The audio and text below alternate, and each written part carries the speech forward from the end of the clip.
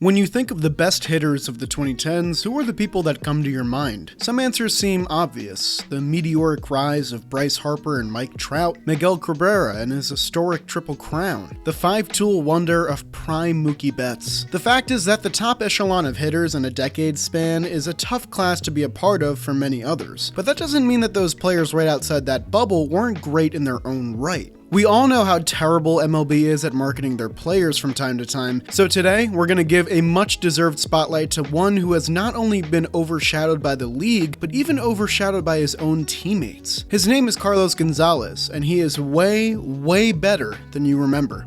Let's dive in. You'd be hard-pressed to find a more tumultuous beginning to a career for a prospect held in high regard. After signing as an international free agent from Venezuela with the Arizona Diamondbacks in 2002, Cargo tore up the minor leagues for years on end in his climb to the big league level. By 2007, he was the number 4 prospect in a stacked Arizona system, trailing only Justin Upton, Chris Young, and Brett Anderson. However, in a shocking move, Cargo was dealt in that offseason, packaged with Anderson and other highly ranked prospects in a trade for Dan Herron. Cargo instantly became the number 1 prospect in Oakland's farm system. Cargo made his big league debut in 2008 with Oakland and instantly made himself known as an extra base hit threat. With 2 doubles in his debut game and 7 doubles in his first 8 games, Carlos Gonzalez became the first player since Hall of Famer Johnny Mize in 1936 to record the first 7 hits of his career as extra base hits. 2008 wouldn't end up being a fairy tale year for Gonzalez and the A's, as they both struggled to gain footing. Cargo had an OPS plus of just 71 in 85 games, but there were plenty of good takeaways from the talent he displayed on the field. However, Oakland wasn't interested in seeing any of that supposed potential pan out. In a very un-Oakland move, Gonzalez was traded with Houston Street and Greg Smith to the Colorado Rockies for Matt Holliday. The A's were trying to buy high and make a push for the postseason, but they would soon regret this trade after the declining production of Holliday forced them to trade him to St. Louis that very same season. In a funny twist, Cargo and Holliday would end up sharing a playoff clubhouse a full decade from the trade, but more on that later.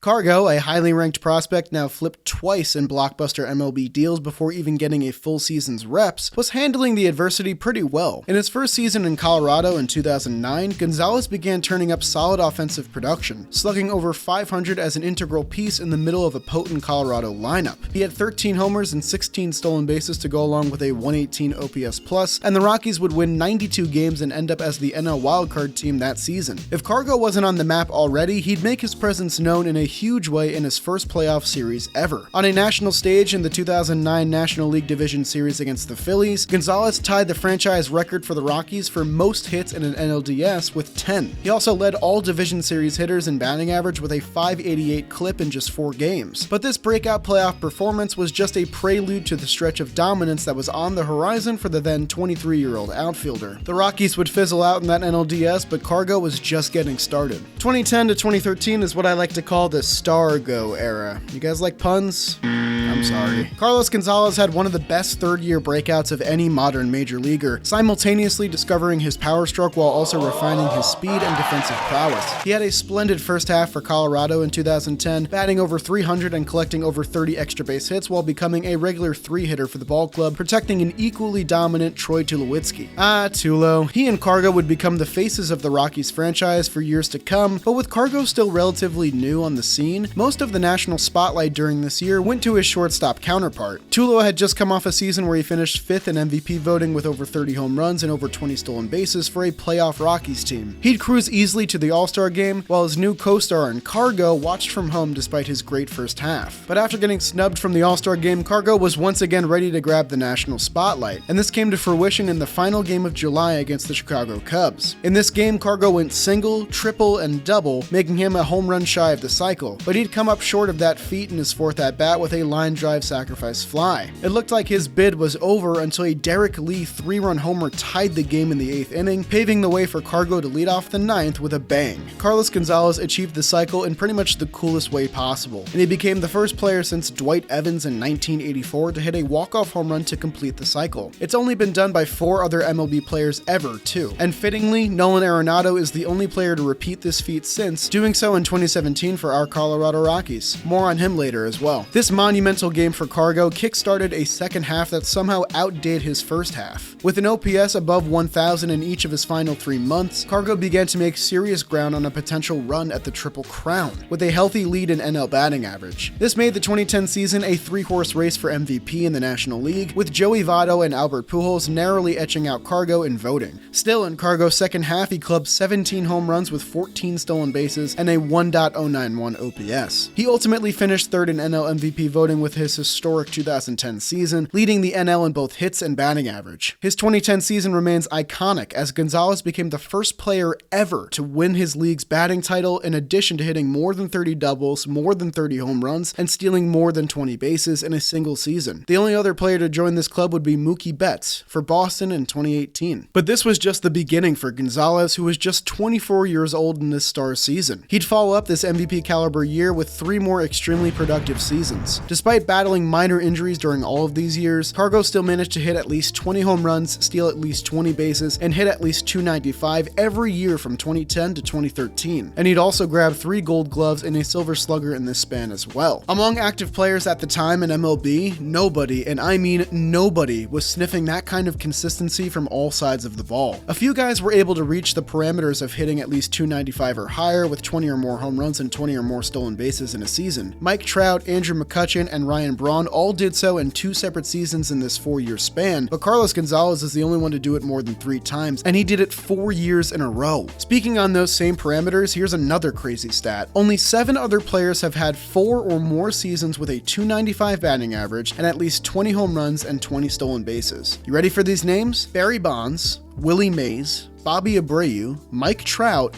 Hanley Ramirez, Alex Rodriguez, and Hank Aaron. That's an elite class of players that Carlos Gonzalez just casually finds himself in. Cargo was continuing to place himself in an elite, unique class of players. From 2010 to 2013, there were only 3 players with at least 100 home runs and 50 stolen bases: Cargo, Curtis Granderson, and Ryan Braun. The list gets even smaller in that same span for players with at least 100 home runs and 20 triples. That'd just be Grandy and Cargo, 2 of my favorite players ever. It's extremely difficult to find players with amazing power strokes who can also fly on the base paths and play great defense. But Cargo had all of these tools, and he was finally getting the recognition he deserved for it. But if you're a Rockies fan and you remember Cargo's time in Colorado, I'm sure you remember his injury-prone nature. From 2013 and 2014 alone, Cargo hit the injured list 4 different times: a strained left wrist, a sprained middle finger, index finger inflammation, and left knee tendonitis, all in a 2-year span. Here's a really weird detour. That index finger inflammation came from a nasty, benign tumor that somehow found its way into Cargo's hand. Doctors called it a giant cell tumor, and it apparently had tentacles growing out of it as well. Cargo was obviously disturbed by this, but his rationale for how it got there always makes me laugh. Yeah, Cargo, I'm sure it was the Cheetos. It's gotta be. Anyways, the injuries were just beginning to take their toll on Cargo. He'd play a career-low 70 games in 2014 with an OPS plus of just 88 and an on-base percentage sitting under 300. Rockies fans were definitely worried about the future health of Cargo, and his struggles continued into 2015 as well. On May 21st of 2015, the 37th game of the season, Cargo was hitting just 200 with a .602 OPS. It was looking as though his best days were behind him, until the stud found his second wind basically out of nowhere. After a relatively lukewarm first half, Cargo exploded when July rolled around. He clubbed 11 home runs with 24 RBI in just 96 plate appearances that month, with an OPS of 1.286. He'd steady this torrid July into an all-around fantastic second half of baseball. Gonzalez hit 27 home runs after the All-Star break in 2015, which tied a club record set by Dante Bichette back in 1995. Not to mention that his 62 post-break RBIs led all of MLB in that span. Even with all of his injury adversity, Cargo somehow managed a new career high in home runs with a 40-homer campaign in his age 30 season. He stayed healthy too for 2016, putting together another solid year while managing to stay on the field for 150 games for the 2nd year in a row, the first time in his career that he had done that in back-to-back years. 2016 saw his first 100 RBI campaign in 5 years to go along with a 111 OPS plus. The last 7 years from that point had been an incredible run for Cargo altogether. Even including that small 2009 sample and an injury-riddled 2014, Cargo still managed an 887 OPS and 197 home runs in that 7-year window. The only players to outdo both of those marks in the same span? Miguel Cabrera, Jose Bautista,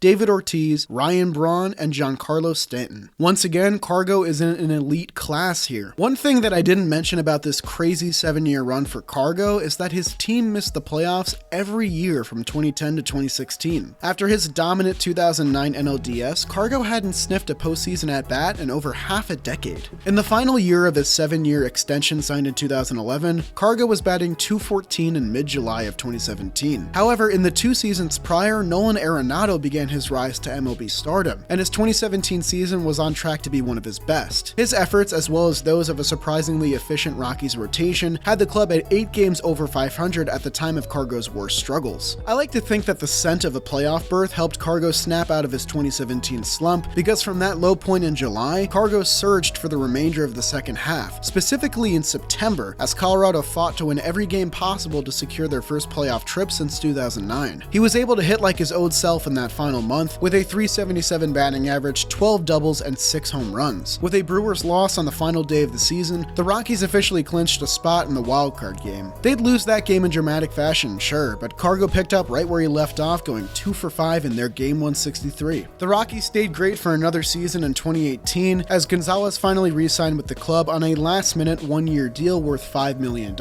Father Time continued catching up to the then 32-year-old, but he remained a productive cog of a potent Rockies lineup, one that would once again reach the playoffs and win the wildcard game in redemptive fashion. Cargo was sentimental about his 2018 season, saying, "Not a lot of guys can say that they played 10 years with one organization, with one uniform. That's something that makes me feel very proud." This quote weighs all the more heavy as the Rockies finally decided to cut ties with him following their 2018 season. And unfortunately for Cargo, this is kind of where the book ends on his career. He bounced from Cleveland to Chicago to Seattle in 2019, but never made it stick anywhere. He was out of the league at 34 years old in 2020, young for the kind of player he was in his prime. But Father Time catches up quicker to some more than others, especially those with athletic gifts that eventually just go away over time. I think the abrupt end to his career, the injury-prone nature of his playing days, and the fact that he stayed with one team are likely the reasons why baseball fans don't remember Cargo the way that they should. He was a very rare contact, power, speed, and glove threat, with the kind of production that was only being replicated by a handful of extremely special players around the league. He never won a championship, he never won an MVP, but though his name isn't etched in many baseball history books, I still believe him to be one of the best ball players of the previous decade. He's recalled as a good player, but in my opinion, he was a great one. I think that's the most plain and abridged way of getting my point across. Anyways, I hope you guys enjoyed today's video, and leave a comment down below if you want me to go into a deep dive for a player you think is great and doesn't get the love that they deserve. Now for a word from today's sponsor, DraftKings. Baseball fans, it's time to step up to the plate with the DraftKings Sportsbook, an official sports betting partner of Major League Baseball. New customers can bet just $5 on any team to win and get $200 in free bets if they do. If Sportsbook isn't available in your state yet, you can still take a swing at stacks of green with DraftKings daily fantasy baseball contests. New customers can play free for thousands in prizes with their first deposit. Pick a lineup of 2 pitchers and 8 batters while staying under the salary cap and rack up points for hits, runs, strikeouts, and more. DraftKings is safe, secure, and reliable, and best of all, you can deposit and withdraw your cash whenever you want. Download the DraftKings Sportsbook app now, use promo code JOMBOY, bet just $5 and win $200 in free bets if your team wins their game. That's promo code JOMBOY at DraftKings Sportsbook,